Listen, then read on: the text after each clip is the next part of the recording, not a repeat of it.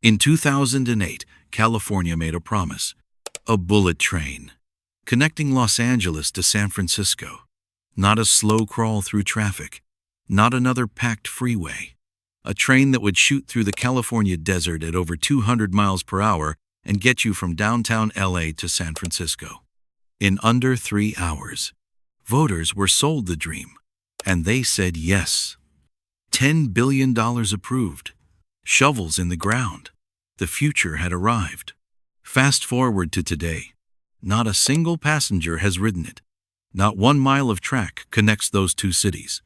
And the price tag? It has exploded from $33 billion to $68 billion, to, as of the latest estimates, over $100 billion. And it's still not finished. This is the story of the most expensive infrastructure failure in American history. And the question nobody can seem to answer: where did all that money go? Let's go back to the beginning. California in 2008 was riding a wave of optimism. Climate change was becoming a real conversation. Gas prices were spiking, and Americans were watching countries like Japan and France build stunning high-speed rail networks that made U.S. infrastructure look embarrassing. So California pitched voters a bold idea. Proposition 1A. A high-speed rail system that would transform the state. The selling points were airtight: reduce car traffic, cut carbon emissions, connect major cities, and pay for itself through ticket revenue. The estimated cost at the time? $33 billion. The promised completion date? 2020. Voters passed it with 52% of the vote. Nobody suspected they were signing a blank check. Construction was supposed to start in Southern California. LA to San Francisco, that was the headline route. The one everyone cared about. But quietly, behind closed doors, planners made a decision that would haunt the project for decades. They decided to start building in the Central Valley. Fresno to Bakersfield. A stretch of farmland in the middle of the state between two cities that, frankly, most Californians don't commute between. Why? Because that's where the land was cheapest. That's where political resistance was lowest. And that's where federal funding was tied to getting anything in the ground fast. It seemed logical at the time. Start where it's easy, then expand outward. But here's what they didn't account for. The moment you move outside that flat farmland, the moment you approach the mountains, the tunnels, the dense urban areas of LA and San Francisco, the cost doesn't just go up. It multiplies. Tunneling through mountains, buying land in some of the most expensive real estate in the country, relocating utilities buried for decades under city streets. Every single mile became a negotiation, a lawsuit, or a budget crisis. And then came the lawsuits. Thousands of them. Farmers whose land was being seized fought back. Environmental groups filed injunctions. Local governments sued over route decisions. Each lawsuit didn't just cost money in legal fees, it froze construction. Months turned into years. And every year of delay is a year of inflation, a year of rising labor costs, a year of equipment sitting idle on a job site that isn't moving. By 2011, the budget had already jumped from $33 billion to $98 billion, before a single rail had been laid. The state tried to course correct. They brought in new leadership. They revised the route. They scaled back the plan. But the deeper they dug, both literally and financially, the harder it became to walk away. Politicians had staked careers on this project. Billions had already been spent.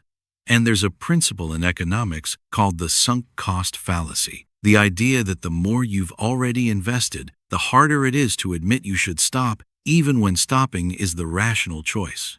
California couldn't stop. Or wouldn't. Now here's where it gets really uncomfortable. The California High-Speed Rail Authority, the agency overseeing all of this, has faced years of accusations around mismanagement, lack of transparency, and shifting timelines that seem almost designed to avoid accountability. Audits have repeatedly found that cost estimates were overly optimistic, that contracts were awarded without proper competitive bidding, and that project milestones were consistently missed with little consequence. In 2018, The state auditor released a report calling the project's management ineffective. By 2019, the newly elected governor Gavin Newsom stood up and said something that shocked the political world. He essentially admitted the original plan was undeliverable. He scaled it back to just the Central Valley segment. The LA to SF dream, at least for the foreseeable future, was shelved. $100 billion. And the most ambitious part of the project, the part voters actually voted for, was quietly set aside. So what can actually be built for $100 billion? You could build roughly 40 brand new world-class hospitals. You could fund NASA for 5 years.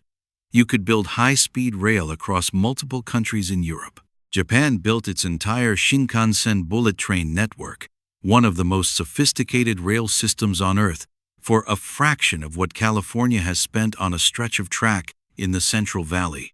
The contrast is brutal, and the reasons Japan, France, and China can build high-speed rail faster and cheaper aren't mysterious.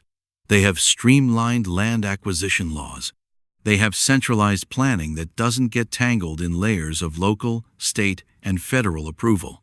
Their construction industry operates at a scale that brings costs down. And critically, they make decisions, and they stick to them.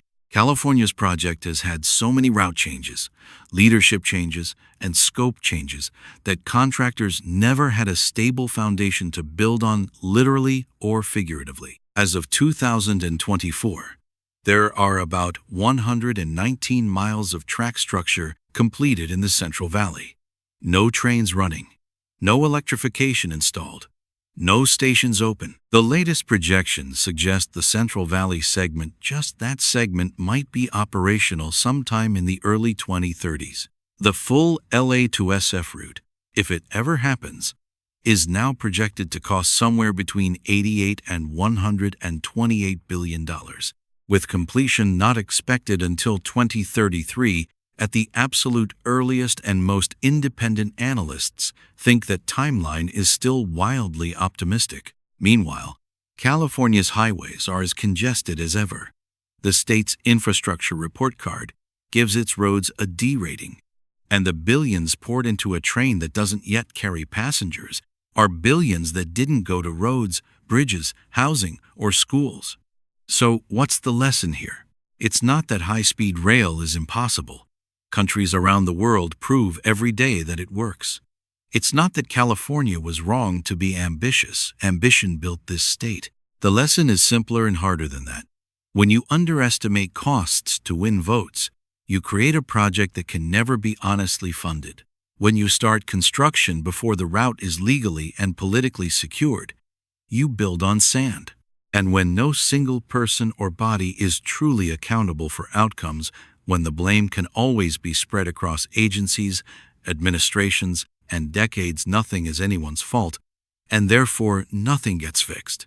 California's bullet train didn't fail because of one bad decision. It failed because of 100 small ones, made by people who always had a reason why stopping wasn't an option. And now the bill has come due. $100 billion.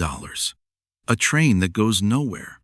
And a cautionary tale that every country, every city, every government thinking about big infrastructure should study before they ever pick up a shovel.